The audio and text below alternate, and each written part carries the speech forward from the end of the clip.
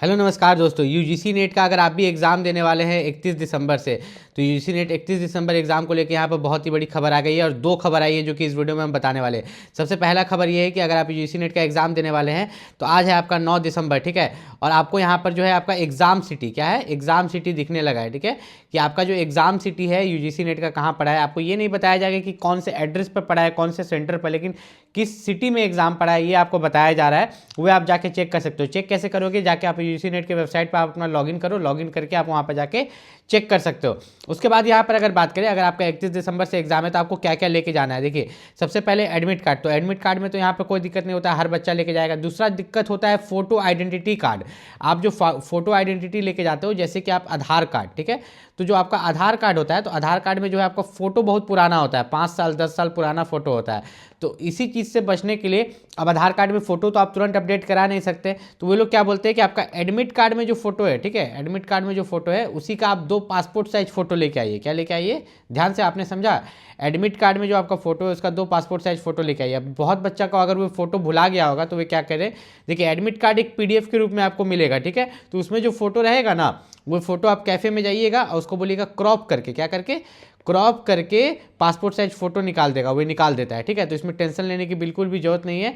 दूसरी बात यहाँ पर अगर बात करें यूजीसी नेट का, अगर आप एग्जाम 31 दिसंबर से देने वाले हैं तो अभी सिर्फ आपको एग्जाम सिटी पता चल रहा है, आपको एडमिट कार्ड कब मिलेगा, ठीक है। अभी आपको सिर्फ एग्जाम सिटी पता चल रहा है, एडमिट कार्ड कब मिलेगा। तो एडमिट कार्ड आपको 4 दिन पहले मिलेगा। कितना दिन पहले, 4 दिन पहले। अब किसी का 31 दिसंबर को एग्जाम है तो 31 दिसंबर से हम 4 दिन पहले आ जाते हैं। आपका 31 हो गया, 30 हो गया, 29 हो गया, 28 हो गया, ठीक है। तो आपको लगभग 27 दिसंबर को आपको यहाँ पर एडमिट कार्ड मिल जाएगा, ठीक। अब किसी का एग्जाम जो है जनवरी में है, ठीक है, 2 जनवरी को है, तो 2 जनवरी से 4 दिन पीछे आएगा तो उस दिन एडमिट कार्ड मिलेगा। लेकिन एग्जाम सिटी अभी सभी का दिखाया जा रहा है, ठीक है। एग्जाम सिटी जो है अभी आपको देखने को मिल जाएगा अगर आपने यूजीसी नेट का फॉर्म भरा है तो।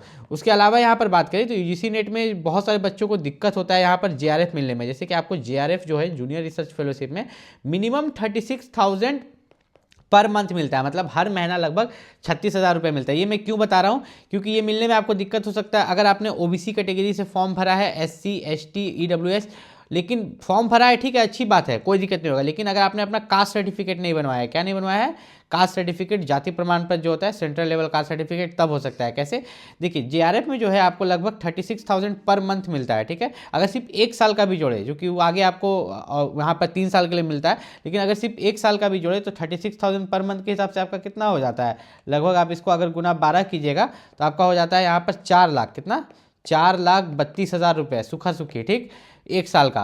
प्लस इसमें और भी कुछ मिलता है, ठीक है। इसमें आपको रहने का हाउस रेंट अलाउंस मिलता है, डीए मिलता है और बहुत कुछ मिलता है, ठीक है। बहुत कुछ अब जोड़ दिया गया है जो कि पहले नहीं मिलता था। तो यहाँ पर अगर आप यहाँ पर आपको जो है जेआरएफ में पैसा कैसे मिलेगा, जैसे मान लीजिए कि आपने जेआरएफ निकाल दिया तो सबसे पहले आपको पीएचडी में एडमिशन लेना होगा। पीएचडी में एडमिशन लेने के बाद, ठीक है, आपको अपने एचओडी के पास जाना होगा, आपको एक लेटर भरना होगा, एचओडी से साइन कराना होगा, ठीक है। एक लेटर को फॉर्म करके एचओडी से साइन करा के उसको आपको यूजीसी को भेजना होगा, यूनिवर्सिटी ग्रांट कमीशन को, ठीक है। ये लेटर वहाँ पर जाएगा, ठीक है। तो फिर आपका जो है हर महीना का पैसा आएगा, हर महीना आपको ये प्रोसेस रिपीट करना है। लेकिन पैसा जुटना कब से शुरू हो जाएगा, जिस दिन आपने पीएचडी में एडमिशन ले लिया उस दिन से पैसा जुटना शुरू हो जाएगा। लेकिन मिलेगा कैसे, ये लेटर आप भेजिएगा एचओडी से साइन करा के यूनिवर्सिटी ग्रांट कमीशन को, तब आपका पैसा मिलेगा। अभी शायद थोड़ा एडवांस हो गया होगा, पहले का यही प्रोसेस आपका था, ठीक है। उसके बाद अगर यहाँ पर बात करें, जो बच्चा यूजीसी नेट का एग्जाम देने वाला है तो अभी सबसे ज़्यादा आपको किस पर फोकस करना चाहिए। देखिए, अगर आपने सिलेबस बहुत अच्छे से कंप्लीट कर लिया तो आपको सबसे ज़्यादा अभी फोकस किस पर करना चाहिए, आपको अपना डोमेन नॉलेज पर। ये जो डोमेन नॉलेज है, मतलब कि आपने जिस सब्जेक्ट में ग्रेजुएशन या पीजी किया है, क्योंकि इसमें 100 क्वेश्चन है, इससे आप ज़्यादा मार्क्स उठा सकते हो। लेकिन ये भी मत सोचना कि इससे अगर आप जो 50 क्वेश्चन है आप नहीं बनाए ढंग से तो आप पास कर जाओगे, क्योंकि दोनों में आपको इक्वल परसेंटेज लाना जरूरी है, ठीक है। दोनों में अगर बात करें इक्वल परसेंटेज लाना जरूरी है। जैसे कि मैं आपको नीचे में दिखा देता हूँ एक चीज़, अगर आपको नहीं पता है, आपका एग्जाम जो होगा 31 दिसंबर से लेकर 7 जनवरी तक आपका एग्जाम यहाँ पर होने वाला है। इस चीज़ का खास ख्याल रखिएगा। अगर थोड़ा सा नीचे अगर हम यहाँ पर चले तो आपको एक चीज़ हम आपको दिखा देते हैं कि आपका जो है कितना परसेंट लाना मिनिमम जरूरी है। अगर आप उतना परसेंटेज नहीं लाते हो तो आप ये एग्ज़ाम में आप यहाँ पर रिजेक्ट भी हो सकते हो, ठीक है।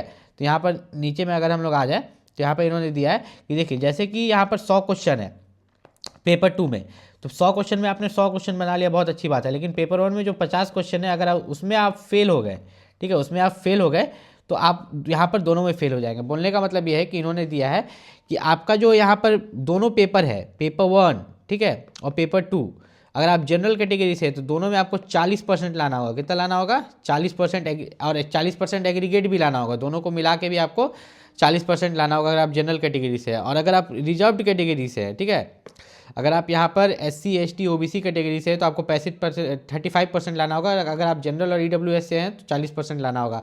अब देखिए गलती क्या होता है, मान लीजिए कि पेपर 1 है। अब पेपर 1 में जो है यहाँ पर 50 क्वेश्चन है, ठीक, जिसमें कि आपका इंग्लिश, रीजनिंग, डाइवर्जेंट थिंकिंग ये सब पूछा जाता है। तो गुना 2 करेंगे तो 100 मार्क्स होगा। अभी 100 मार्क्स का आपको बोला गया है कि जनरल है या EWS है तो 40% लाना है। तो यहाँ 100 गया, आपको 40 मार्क्स लाना है, तो ठीक है।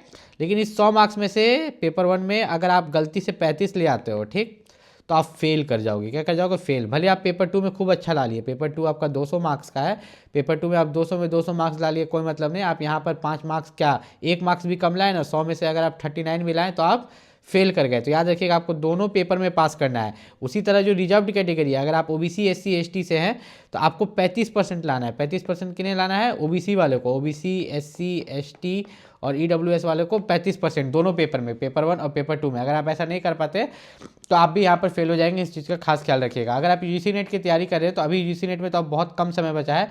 आज आपका 9 तारीख हो गया, ठीक है, 9 दिसंबर हो गया। 31 दिसंबर से आपका एग्जाम शुरू होगा और 7 जनवरी तक चलेगा, ठीक। तो तब भी मैं आपको बता दूं कि UGC नेट के लिए जो सबसे बेस्ट बुक है उसका लिंक मैंने वीडियो के डिस्क्रिप्शन में दिया, आप जाके देख सकते हो, ताकि अगर इस बार आप नहीं निकाल पाओ तो अगले बार के लिए आपको काम आए। तो एक बार नीचे आप जाके चेकआउट कर सकते हो। मिलता है अगले वीडियो में, तब तक